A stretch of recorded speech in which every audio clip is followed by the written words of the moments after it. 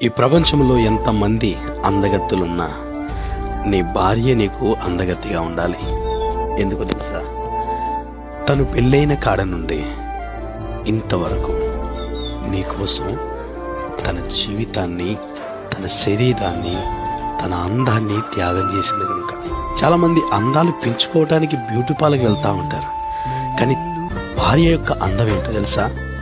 భర్తను తనకి ఏ లోటు లేకుండా చూసుకోవటం, అన్నీ ఒట్టించి పెట్టడం, పిల్లలు వచ్చిన తర్వాత పిల్లల కోసం తన యొక్క అందం మీద ఇంట్రెస్ట్ పక్కన పెట్టి పిల్లల కోసం ప్రతి క్షణం తప్పించిపోతుంది.